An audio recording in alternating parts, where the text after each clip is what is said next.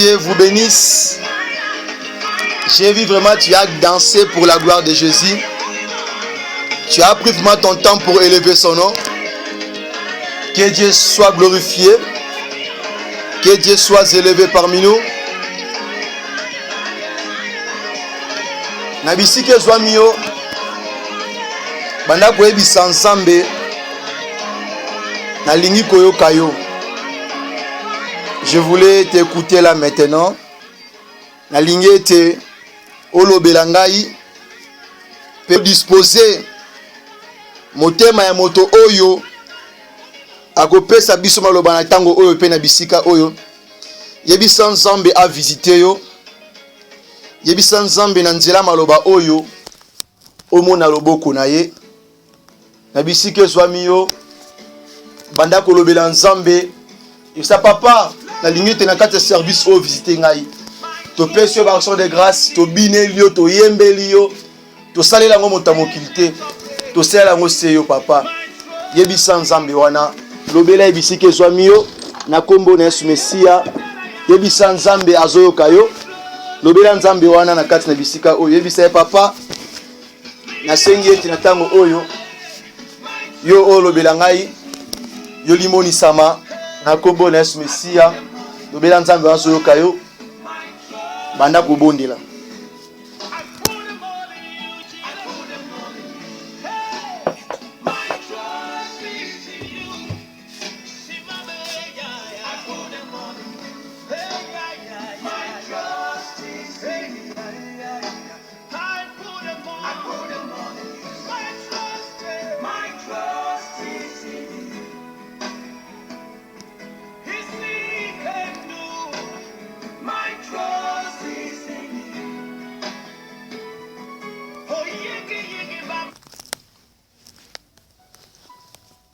Père de gloire, Jéhovah Nissi El Shaddai Adonai, Jéhovah juré le Dieu pouvoir l'air. Papa, pendant ce moment, Seigneur, je me présente devant ton peuple comme un simple instrument que tu as touché pendant ce moment, afin de donner à ton peuple la nourriture autant convenable, Seigneur. Père de gloire, je suis qu'un simple instrument, Seigneur. Je suis entouré de ton peuple, même de mes ennemis, Seigneur.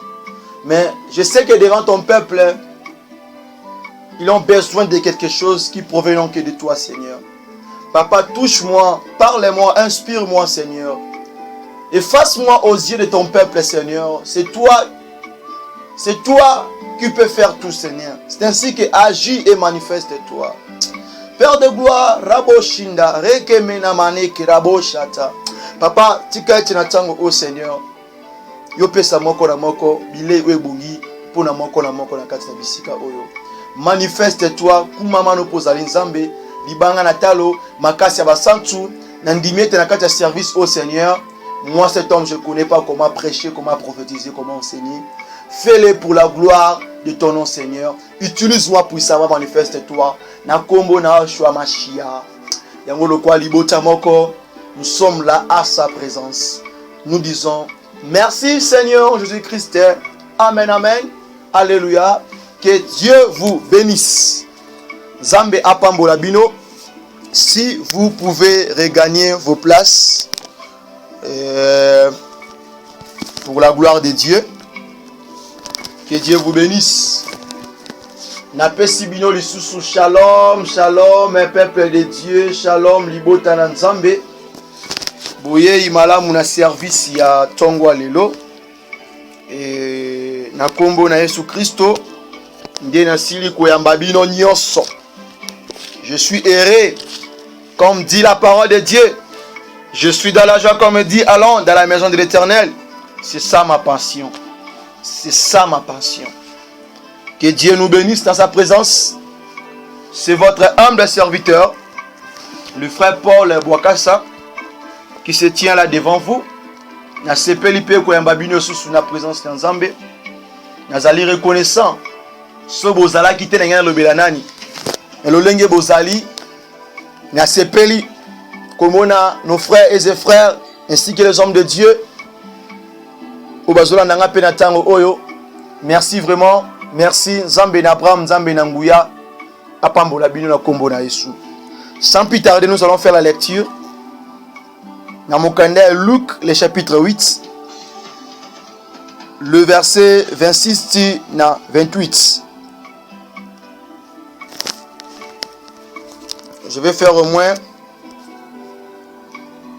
na kotanga au moins na buku moko mais un peu na ba version o ezali na lingala pe na français pour kosunga bandeko mususu ba yeba ko sosola nini oyo nzambe azotalisa biso na bandi na lingala tutangi na kombo na Yesu.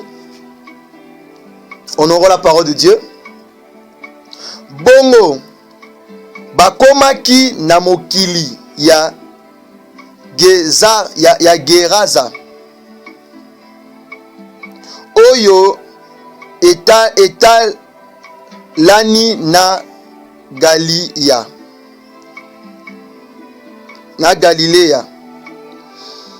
Tango Yesu akitaki na mokili, moto moko ya ville wana oyo azalaki na milimo mabe ayaki kokutana na ye. Banda kala azalaki kolata bilamba te pe azalaki kovanda na ndako te, kasi azalaki kovanda na simetiele. Tango amonaki Yesu, abandaki koganga pe amibwakaki liboso na ye. Bongo alobaki na mongongo makasi, ngai na yo likambo nini? Yesu mwana ya Nzambe oyo aleki likolo, nabondeli yo kotungisa ngai te. Makomi na Nzambe tozwi na version ya tokotanga pe na monoko ya français pour moi compréhension ezala. Tutangi na kombo na Yesu. Ils aborderaient dans le pays de Gérasienne qui est vis-à-vis de la Galilée.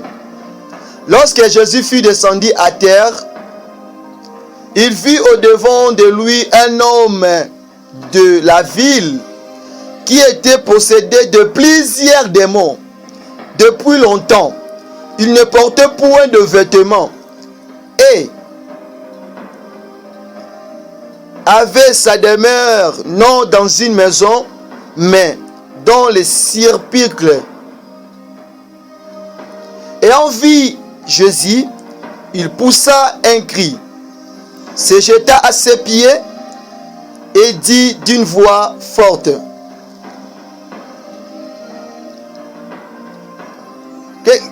Qu'y a-t-il entre moi et toi, Jésus, fils du Dieu très haut? Je t'en supplie, ne me tourmente pas. La parole de Dieu. Que Dieu bénisse sa lecture de ce matin. Pourrons-nous pousser des cris de joie et acclamer encore à la gloire de Jésus, le comparable Dieu, le roi des rois. Eta maboko pona lokumu na Nzambe azali papa azali banga na talo, parce que tanga makomi na Nzambe ezalaka tango moko ezalaka vraiment fort, parce que ça c'est la voix de Dieu. Que Dieu nous bénisse. Pourrons-nous regagner vous pourrez regagner vos places à la gloire de Jésus. Nous allons continuer toujours dans le même thème où ezali le fils de la prédestinée. Le long a commis au moins na 11e point topé na 11e partie. On a joué bakolobelaka sur le fils de la prédestinée. Mais le long selon le livre Ototangi à Luc 8 26 28 na siliko Zoato penza mbasili ko révéler ngai. Sous-thème moko to pe sujet moko a motuya. Oye kozala pona moko na moko na base ya édification ya bon mo inabiso. Et sous-thème bango ezali qu'est-ce qu'ils disent de toi? Qu'est-ce qu'ils disent de ta présence? Qu'est-ce qu'ils disent de ta présence? Nini obalobaka tango bamoni yo? Point d'interrogation. Que Dieu vous bénisse. Alors balobi na biso ete qu'est-ce qu'ils disent de ta présence? Balobaka nini tango bamonaka yo? Bien-aimé zali likambo moko ya motuya pe très important. Tango tozolobia d'abord la présence. La présence c'est l'apparence. La présence c'est l'apparence. Toujours un puis l'exemple ya topé na réalité il y a l'homme de Dieu Samuel. Tango nzamba tindaki ya kende ko wendre na ndako ya Isaïe et ajaki na apparence, amonaki na apparence. Alors que l'apparence otolobela awa c'est l'homme lui-même. C'est la personne lui-même. L'apparence c'est ta promesse. L'apparence c'est tes projets. Parce que ce qui apparence c'est que muntu azate. Hein, ce qui tolobela muntu tolobela apparence. Parce que quand tolobela homme, nous voyons que le charnel. Nous voyons que l'aspect physique. Donc c'est ainsi que remona même atana ba aéroport mususu pour muntu akende kozwa même visa pour na voyager to po bia betele cacher na passeport na e. Ba kosenga présence physique, c'est-à-dire que l'apparence. Baeba est-ce que mon toit na kati ya papier oyo eza yende muntu atenywa to eza yete muntu aza awa na kati. C'est ça aussi ce qu'il faut comprendre. Mais dans l'apparence, tout le monde, il y a le projet, il y a la promesse. Mais na kati ya promesse wana nde tozomona ke on parle de l'homme. Amen. Parce que na kati ya apparence de to moni ke avant tout le monde a apparence, avant tout le monde a la présence physique, avant tout le monde a la présence ya mutu ya moko boye. Donc tout le monde a la présence, donc ça veut dire que na présence wana topé na comment na moto wana na kati na il y a quelque chose. Quel que soit le mal et le bien, il y a quelque chose.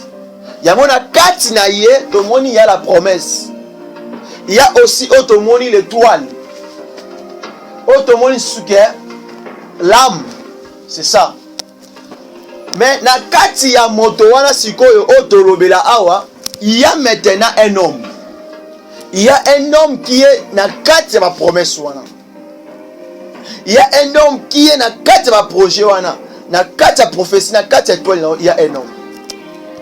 Parce que s'il n'était pas un homme là, à l'intérieur de toutes ces choses là, tu n'allais pas exister. Amen. Parce qu'il y a soit qu'il est des parties naïe, à tia qui a na kati na biso. Que Dieu vous bénisse. Que Dieu vous bénisse. Alors, dans ça toujours dans le même chapitre, il y a Otolo Bilali Kambouya Joseph. Pour Yangonde Zali, le verset de base, chapitre de base. Genèse 37. 37, le verset 19. Nous ne pouvons pas aller seulement vite boué sans qu'on boit comme moi les soukuna na venu wana. D'abord, tu comprendre thème oyo, tu peux sous-thème oyo par rapport à le verset oyo. Tout en ina kombo na yesu. Ils se dirent l'un à l'autre, voici le faiseur des songes qui arrive. Alors que thème zoe bisabiso ke nini obalobaka tango ba monaka yo. Alors que même ce verset nous parle aussi, qu'est-ce qui nini obalobaka. Nini obalobaka tango ba monaka yo, parce que le bik est là, le faiseur des voici le faiseur des songes qui arrive. Donc ba monaki sa présence. Parce que si ba monaki présence n'a été, il ne devait pas parler le faiseur des songes là. Ceux qui va lobela qui les faisait des songes, bah sita qui Congo naïe, parce que bah mona qui sa présence physique. Alors qu'est-ce que bah tout le monde va lobara ni tant bah mona rayo. Étant qu'un enfant de Dieu, étant qu'un serviteur de Dieu, quand tes ennemis te voient, qu'est-ce qu'ils disent de toi? Qu'est-ce qu'ils disent à propos de toi?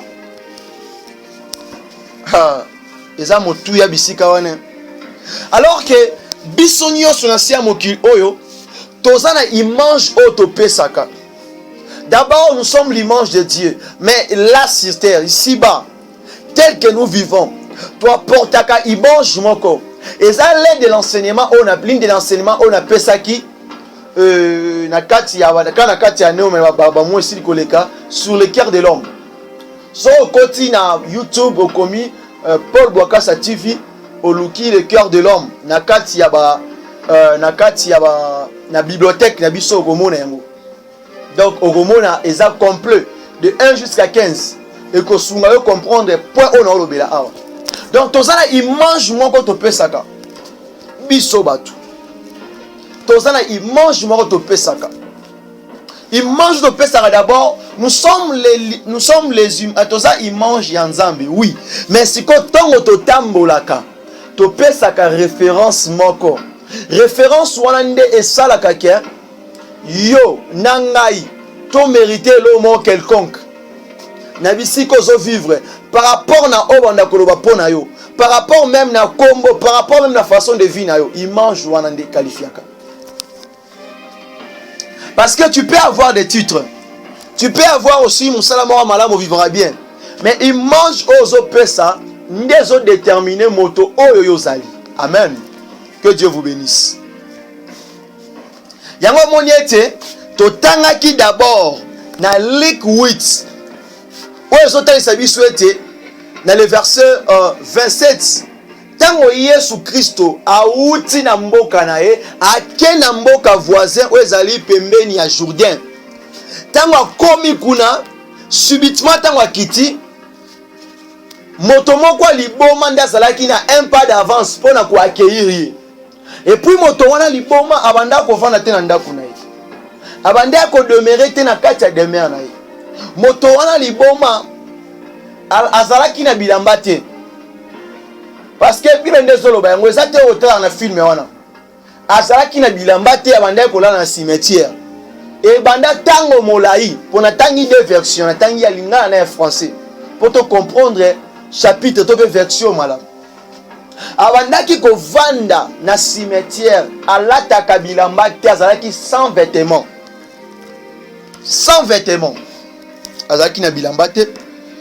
Donc toute sa vie, quel que soit malili nini boye, on a écouté la position. Et puis la parole déclare ceci. Il était rempli de plusieurs démons. Gloire à Dieu.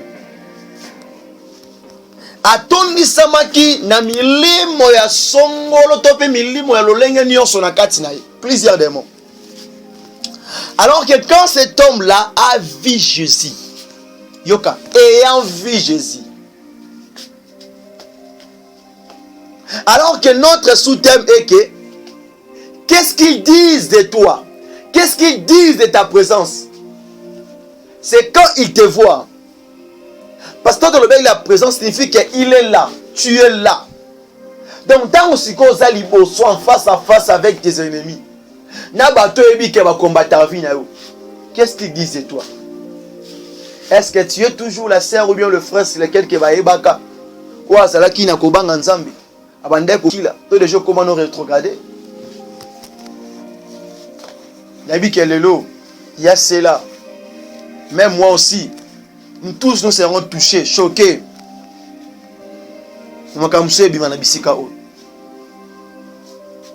Alors, peuple de Dieu, quand juste les fous, ayant vu Jésus, il déclare, ayant vu. Non. Non, que Jabandaki mande yebede konte, nabuki na quoi cité. Lorsqu'il l'a vu et en vie. Bien aimé, juste la présence de Jésus. Tant wateka makone na mboka wana. Ya Geraza. Tant watie kama mpatambe na ye. Dès que moto wana kutani na ye, oh batuba kima, batuba bangaka. Mais quand il a vu la présence d'un homme, bien aimé, tu sais parfois dans notre vie, oko bonde loko kota prière komba za bien. Mais ça maka mususu et senga to kota prière komba. Et senga te ke obanda ko ganga so pendente. Et senga juste ke et là on nous a quoi apporter katina. Et lembo oza quoi apporter katina yo. Parce que quand le frère de Joseph ba ngope ba monaki. Yokande ba lobi voici donc ba moni voici yewana moto ya sala katopa zwaka bandoto le faiseur de songes. Alors aussi que le fou ayant vu Jésus, la Bible déclare, il a poussé des cris.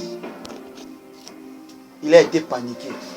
Tant qu'on va montrer, est-ce que vous avez paniqué? Hein? Ils sont paniqués de ta présence. Est-ce qu'ils sont paniqués à cause de ta présence? Oui, quand ils te voient à mon accord normal. Yo quand on débalance wana. Débalance wana. Tango amoni. Yazalaki rempli de plusieurs démons. Na milimo forme nyoso. Mais motoka moko mi balete moko. Dès qu'il amoni. Alors que le frère de Joseph a aussi été nombré. Mais Joseph, il était que Yemoko. Alors que Christ est devant le fou, qui était rempli de plusieurs démons, Christ a dit Yemoko. Yemoko na physique, oui. Mais il joue trois fonctions, il joue trois rôles. Alors aussi Joseph, Azaki Yemoko, tant qu'on a dit Bosso en déconné, Bango Azaki Ebele, voici le faiseur de songes. Donc Bazaki paniquait comme moi d'abord Joseph Moué. Malgré leur complot, malgré leur plan, malgré leur mère mitamou na bango, Bazaki d'abord paniqué. Parce que même quand le fou a mon acquis Jésus, il était paniqué. Il le big dans mon canara Yemoko. C'est quoi yo ma sœur, tango midi pourquoi le sambo. Yo man of God. Yo l'homme de Dieu. Yo pesaka ba prophétie. Yo mto pesaka ba enseignement. Oui, c'est bien pour la gloire de Dieu. Mais quand tu te retrouves au milieu de tes ennemis, tango ba monara yo, est-ce que ba ça rappelle na frousse? Ba comme un peu effrayé. Ba lo bani pona yo. Tantôt kufa na okala. Ou comment on a blessé de guerre. Tantôt les gens commencent soda au bas désarmé et kala. Donc, il y a tout gango, le bateau tie va péter nos awa. Bah monter parce que déjà, on a tant passion. Na armée déjà, donc on a droit aussi au Kenya pour exercer pour bundate. Pour déjà, piou. Au comme faible. Balo barani. Alors que le fils de la prédestinée, quand nous parlons, tant que le fils de la prédestinée, tout ce monde est là où il mange aux opessa. C'est là qui va provoquer le combat. La katia vinao. L'image que tu donnes, il y a une base en tant que chrétien. Quelle image que tu donnes étant que chrétien? Parce que le fils de la prédestinée, il y a un tambour en physique, mais à l'intérieur de lui, là où il y a ses promesses, là où il y a ce que Dieu avait dit, il y a Jésus lui-même à l'intérieur. C'est pour cela que la parole déclare que le fils de la promesse parce que celui qui est en lui, il vit d'abord. Parce que celui qui est en lui, il a vaincu la mort. Parce que celui qui est en lui, il a vaincu toutes les difficultés. Qui peut te faire tomber, mais lui, il a vaincu cela. C'est pour cela il peut te frapper. Mais je pensais que tu allais acclamer pour la gloire de Jésus et de pousser des cris de joie. Merci Jésus. Il est le roi des rois. Merci Jésus. Merci Seigneur. Il n'a pas changé. Il n'a pas changé.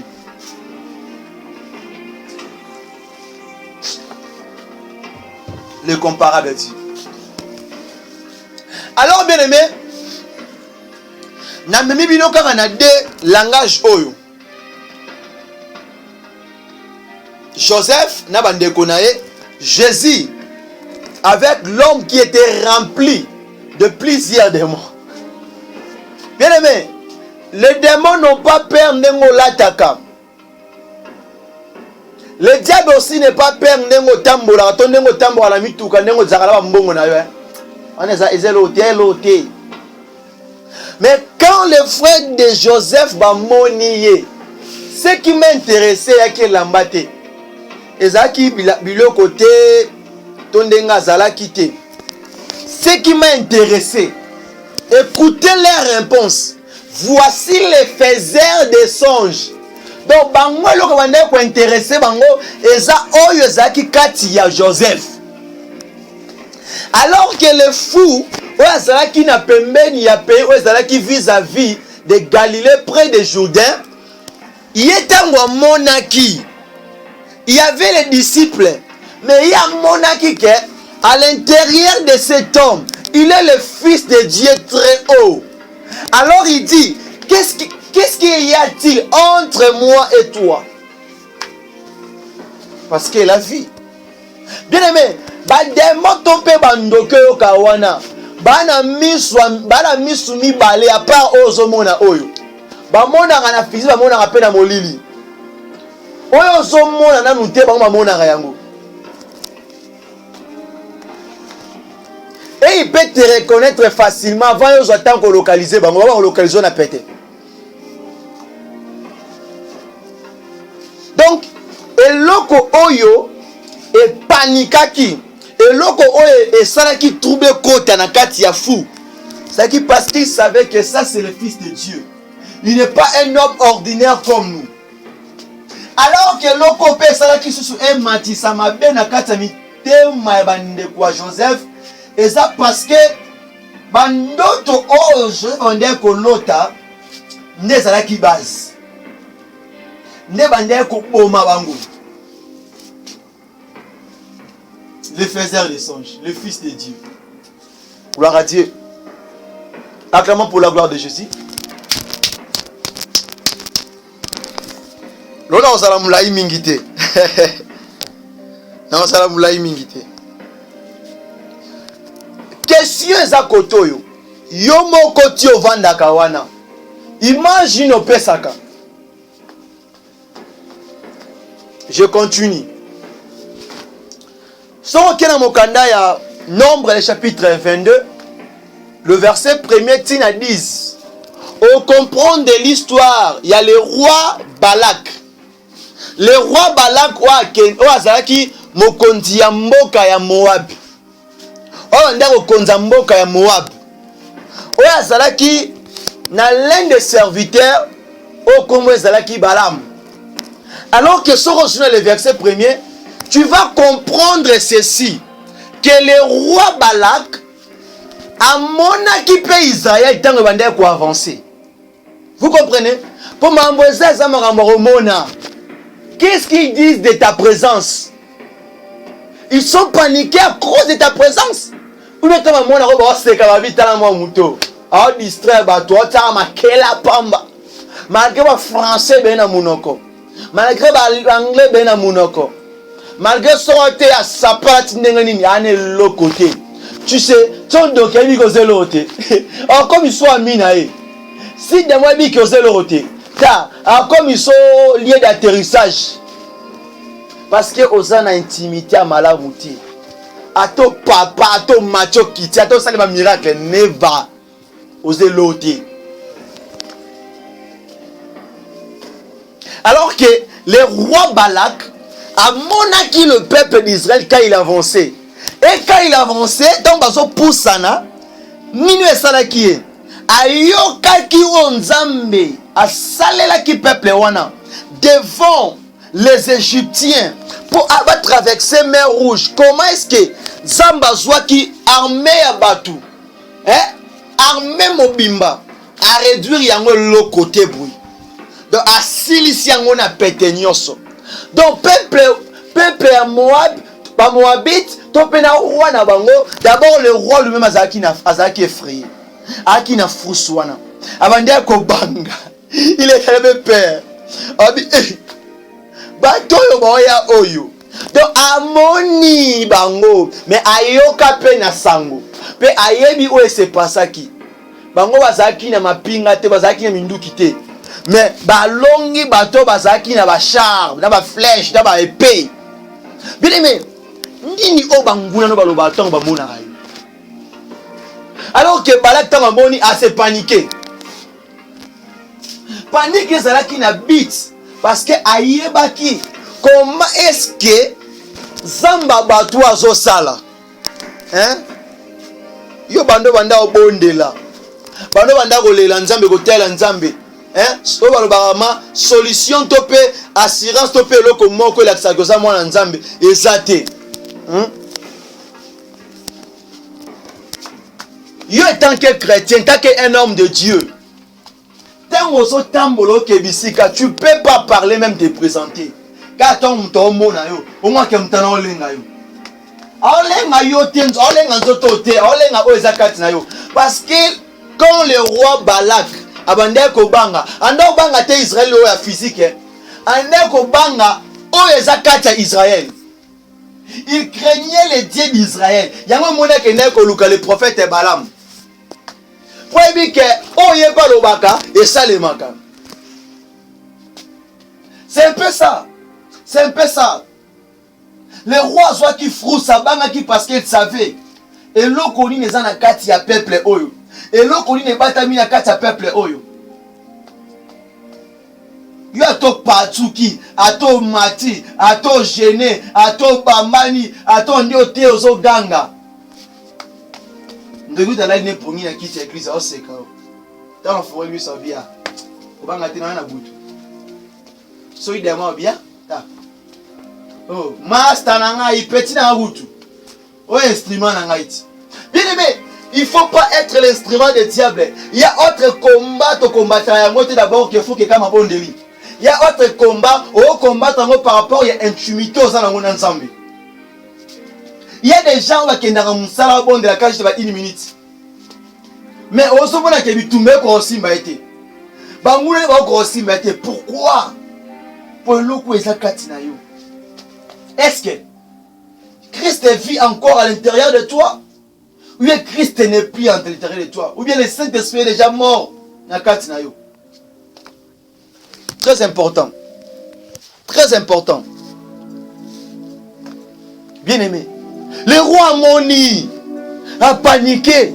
A bien, batu oyo, tika. Iyo balobana nini? Tamba mona rayo. Balobana nini tamba mona rayo? Qu'est-ce que tes ennemis disent quand ils te voient? C'est ça ma question.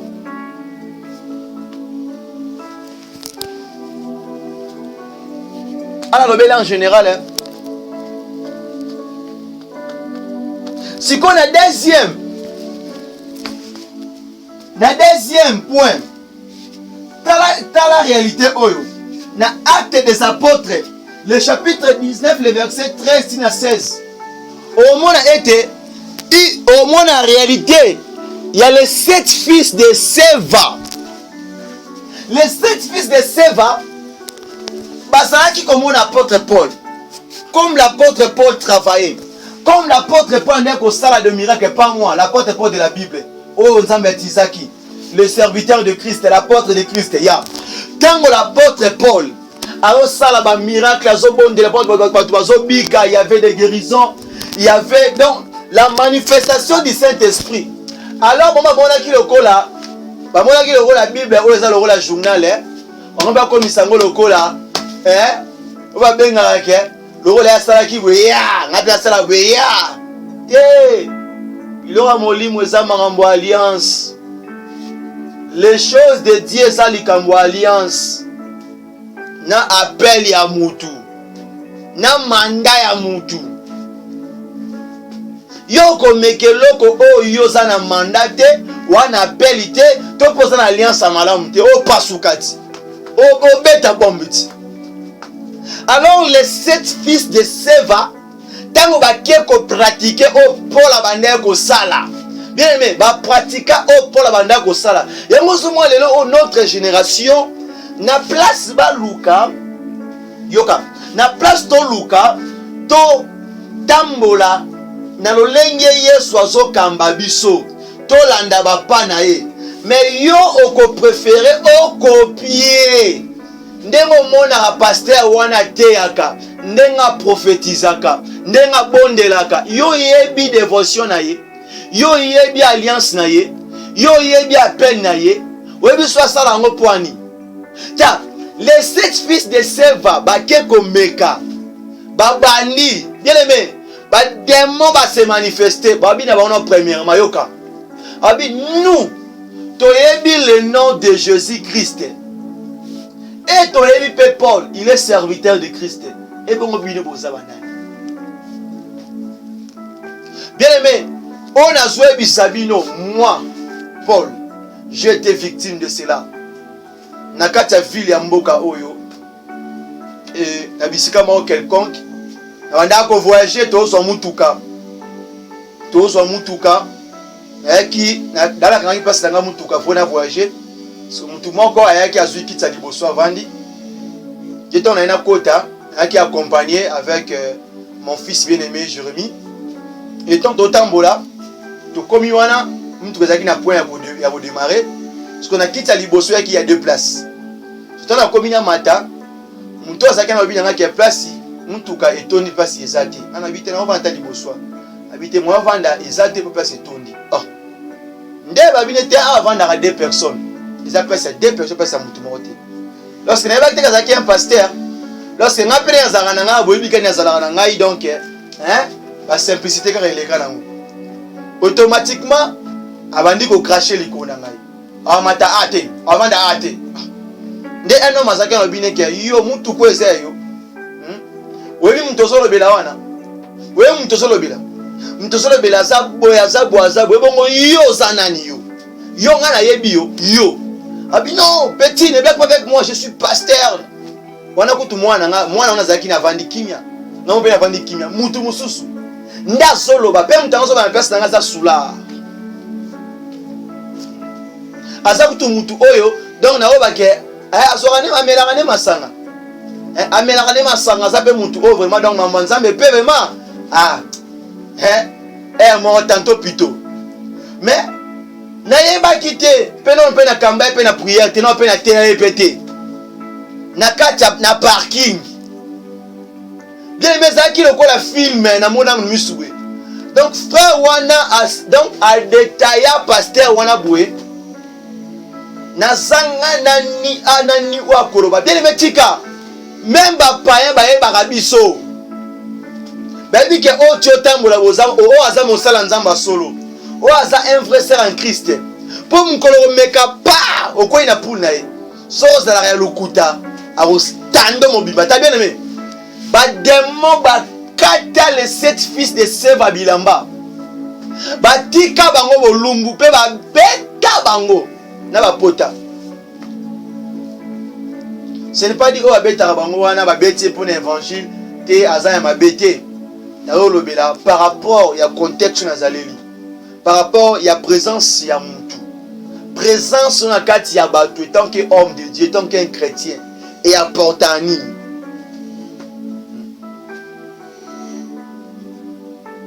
Que Dieu vous bénisse.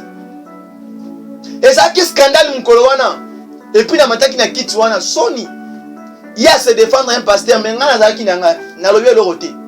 Et l'autre côté, tes œuvres parleront même à ta place.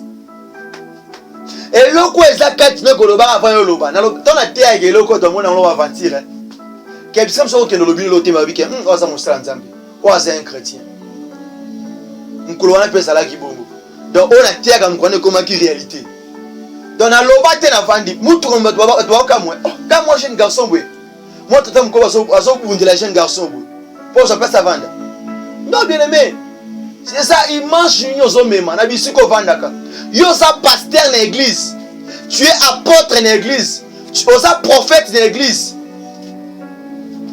Mais d'ailleurs, tu es qui? Tu es un pasteur à l'église. D'ailleurs, tu es qui? Contrôle bien ta vie. Quand tu es là devant le peuple, en train de prêcher, en train de parler, oui, les gens pensent que oui, ça c'est un homme de Dieu, un roi de l'éternel. Mais quand tu es dehors, qu'est-ce que tu fais? Quel image que tu portes? Enfin que ces gens qui te voient, ils disent quoi pour toi? Regarde comment tu es en train de mener ta vie. Et puis les gens vont Sony. Vous allez voir aujourd'hui dans mon pays au Congo là-bas, il y a des pasteurs, des apôtres, même des prophètes. Bon, tu as ça dans la TV. Hein? Bon, tu as ça dans la TV. Quel image au bozo pesa? Na neti mutu lokola nga bwe na age na zanango. Na age zanango ya ministère. Na suka pembe zanango na mutu. O te anga nini? Yango so mona nzamba sa grâce na oya lingeli. Bo pesa peuple de Dieu to pe ba o nan ba yebi Yesu Christ te. Bo pesa bango édification ya loko nini? Bo te bango message nini? Bozo mema bango wapi? Les hommes de Dieu qui sont là au Congo. Botika obo sala. Botika obo sala. Bozo détruit via bana nzambe. Yesu azalaki star na boite ayebanaki. Mais amiye bisa yemoka salaki te amiye banisa. Amisalaki angote. C'était ses œuvres qui parlaient à sa place. Alors bino misani so ma place na bino. Kaka mitakala e bino. Kaka banzoto na bino. Ba faux prophétie. Ba faux histoire. Botika misala elobaka. Botika misala elobaka. Quelle image? Quelle image? Et bien ceux qui le ont dans Congo, basala nzambe, ba prophète, ba pasteur, basali donc basali comment je peux dire cela? Basali exposé, hein? C'est pas dit so basali exposé, basali que non. Parce que batela ki mutambu non. Parce que misala wande ko sana molili, nsamba misala na misu ya batu. Parce que oh les 7 fils de Séva, bakenda ko sala. Ils ne savaient pas pourquoi la porte pas ndeko sala yango. La porte pas imposer des mains. Ils priaient pour les gens selon l'orientation du Saint-Esprit. Talabino. Talabino. Moi j'étais païen, n'ayeba pas pasteur. Moi j'étais païen, n'ayeba pas prophète.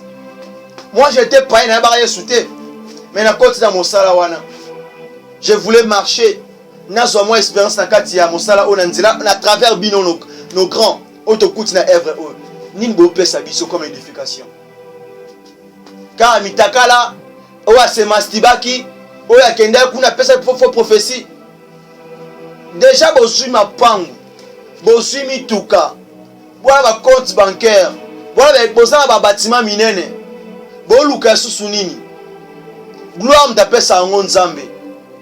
Succès m'tapesa ngo nzambe. Ceux qui ont déjà le nécessaire, la stabilité. Si que là o etikal maboko nzambe. E koya ndenge wana eyaki. C'est la temps là yo papa. Oh la nini. Oh se justifier pour nani. Et tant qu'il y a des gens au bazar mokiba ebio. Na couloir intel, na coin intel, na petit na rien na bengelo ba petit wana. Na bato collaborer na bango. O mona ke yes, oh my God. Quelle image, un homme de Dieu surtout au Congo qui a une émission avec un païen. Azo poso ba question te mais azo ebisolo ba azo tuno mabenga na yo. To vandi solo ba buzo ba mitakala ya batu ba vie ya batu. Où est la vie de Jésus? Tala nengo ko ici 20 ans de ministère. Au quoi ici 25 ans de ministère quand le belaka mitakala ya batu ba vie ya batu. Puis au côté na bisika mususu oh yo étant qu'un serviteur de Dieu, étant qu'un dispensateur, tu n'as pas ce droit et blom suya koloba yango. Otiki l'évangile de Jésus. Car la Bible déclare selon Romains 1er, le verset 16, car j'ai pas honte de noter cet évangile, l'évangile de Christ. Donc yo tiki évangile à Christ komi kake pasteur songolo pakala, prophète songolo pakala finga que yo komi ni moi si batelemisa mwasi ya tongaka, batelemisa mwasi ya fingaka, batelemisa mwasi ya ndumba. Na yo na différence ya te po bosaka musala moko. Soki ya bwaki jeton ko bwaka jeton, ko tu ya na TV. Sony. Quelle image. So ba lo bani po nani. Alors les 7 fils de Seva, ba beta maki, les dama beta ki, ba beta maki. On a nzambe zaliko na biso. On a nzambe zaliko na biso. Bien aimé, il y a aussi cela, selon 1 roi, chapitre 18. Atazo bondela, atazo toka, atazo tomboka, atazo bouger ndenge nini. Prière ne suka na okabwe. Et tourner na okabisika. Et commenter. Pour déjà bébisa. Comme les prophètes de Baal. Rimane nzambelo bamikati bila bakati banzoloko bamizokisi bapota elote. Il y a des hommes de Dieu, il y a des serviteurs rétrogradés pareils, même des chrétiens pareils. Attends bon de là, quand tu es déjà pour la âme déjà teka. Quelle bonne exposition, quelle bonne exposition. Il y a encore le temps. Si tu es le fils de la prédestinée, tu vas toujours te répandre, te repentir. Je m'excuse. Parce que la parole déclare, même les élus de Dieu sera séduits. Mais quand le Christ est leur sauveur, leur maître, à Koyaka,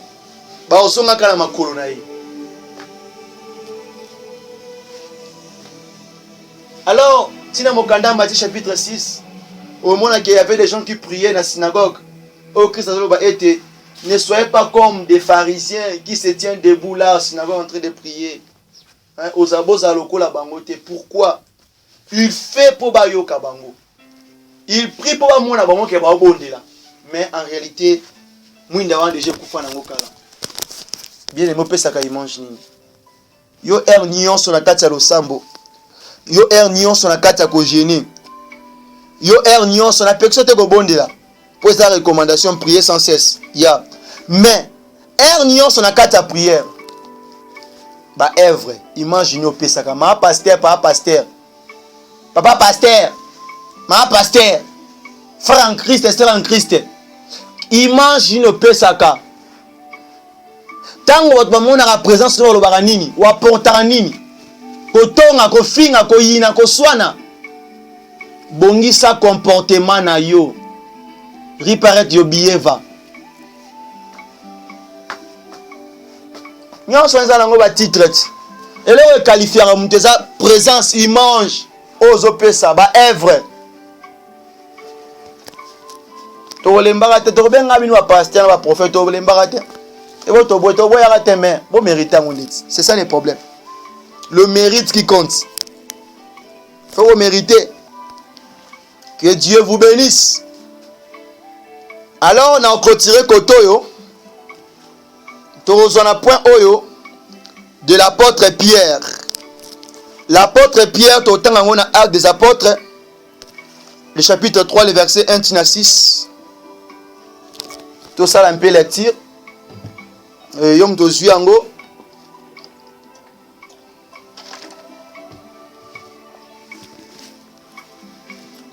Faisons la lecture.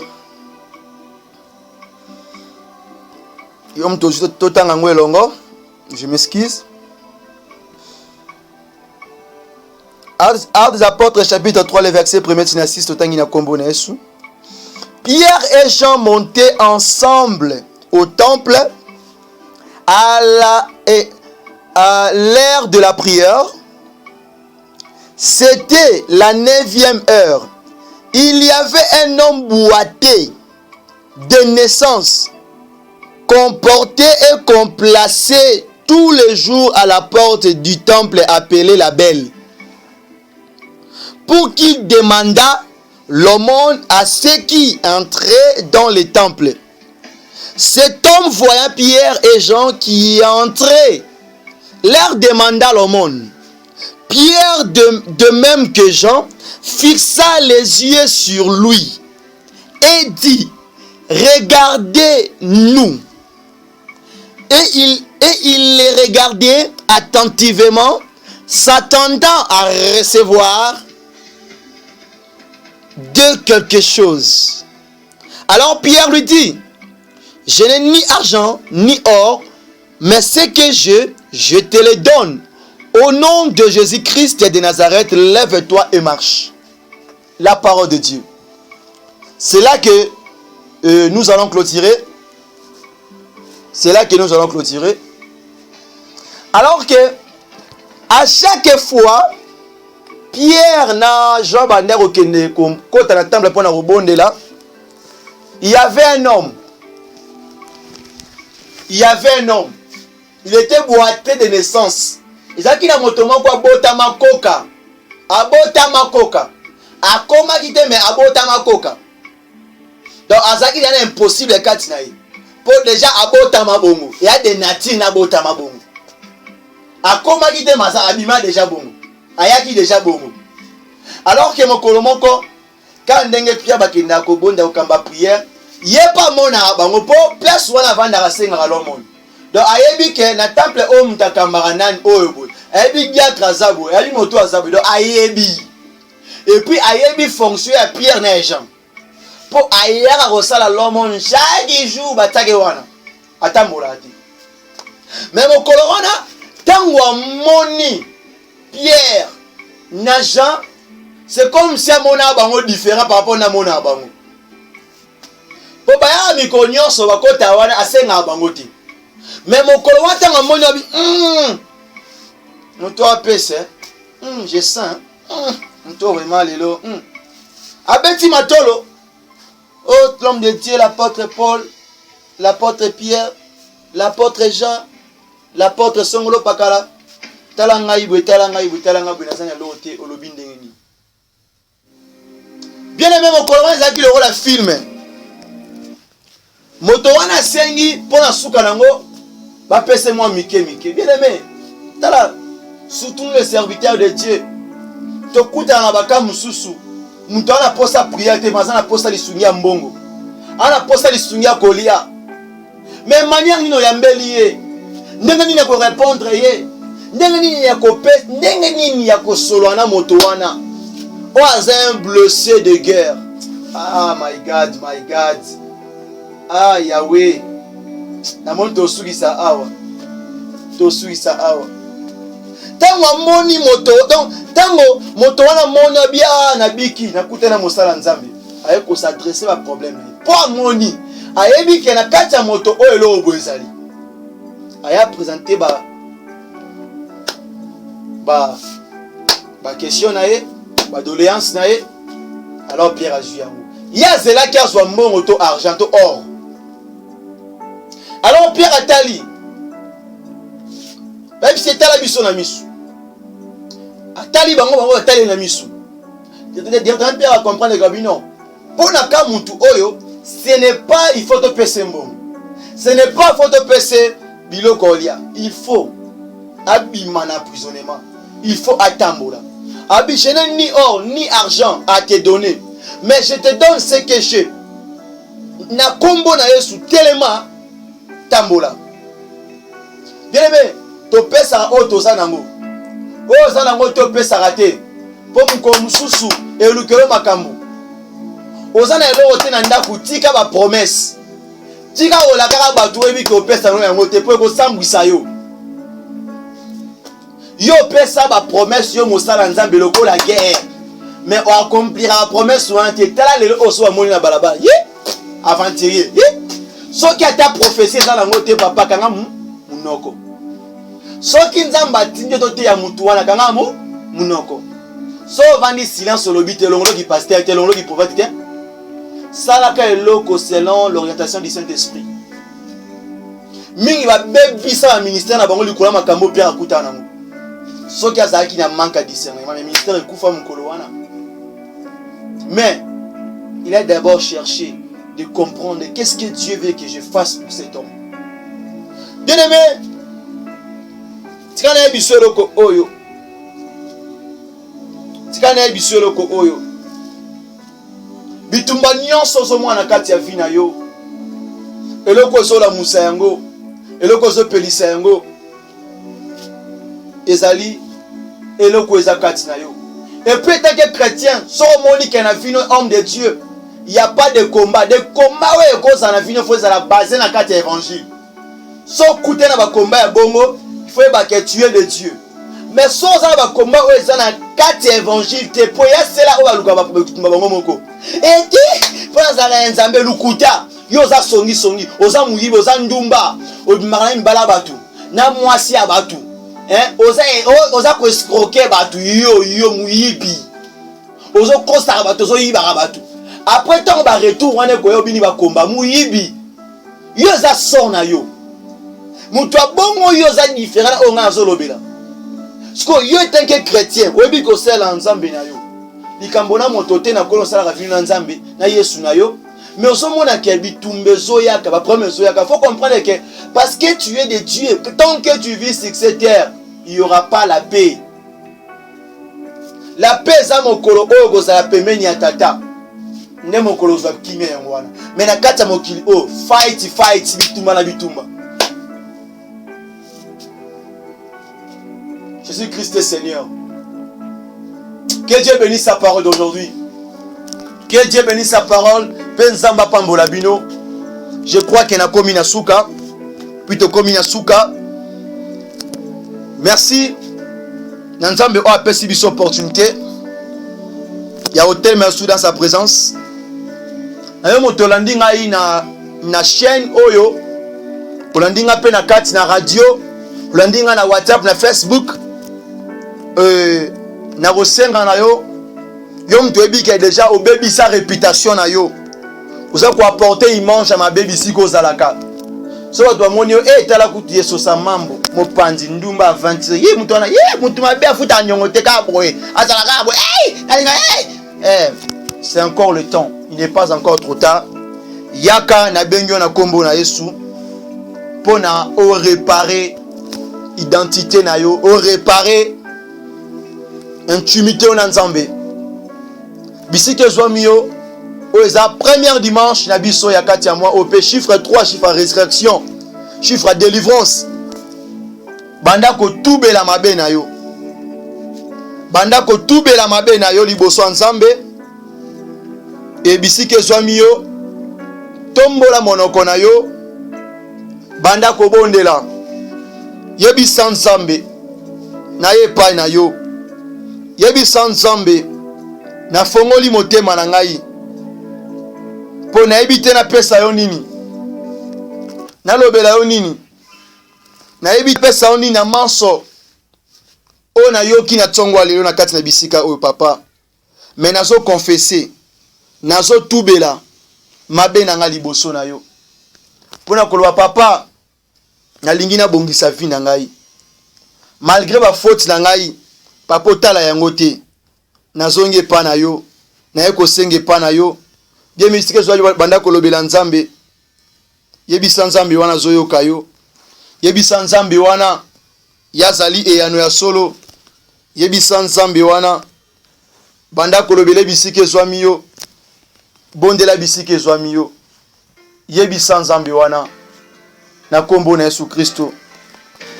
Bien-aimé na bengi yo. Motonio suebi que déjà na quartier bisco vandaka homme de Dieu. Osa na réputation mabe. Il a encore le temps. Yakobimisa yango ya ko avouer. Parce que la parole déclare ceci. Celui qui confesse ses péchés, celui qui confesse, na mon connaît que Jésus-Christ est Dieu Seigneur, il obtient la grâce de Dieu, la faveur de Dieu. Confesse tout bela. Kita mabolongo na se banda ko bondela. Atoza na wonzo teka. Ozawa pina mutu ko tambola. Sala prière oyo. Yebisa papa, j'ai pas honte. J'ai pas honte de te suivre. J'ai pas honte. Oh Yahweh. Bola munalingi. Oh sala solo nako kite. Oh Yahweh. Mabe na boy. Hey Yahweh, merci Jésus. Yalobi ko nanga yo. Yalobi ko wanga. Nase yo Yahweh. Yaka kusunganga. Parce que Merci Jésus. La parole déclare ceci. Qu'il est honteux de dire ce que nous faisons en secret. Nous ne sommes pas en secret. Otika via kotonga te. Escroc yo kaka, muibi yo kaka. Nibala batu base batu yo kaka. T'as la réputation à beau sana ngotango le kanaka. Les gens disent quoi? Balobara nini pona yo pesa solo balobara wana ba constate c'est la réalité. Mais changer, il y a encore le temps.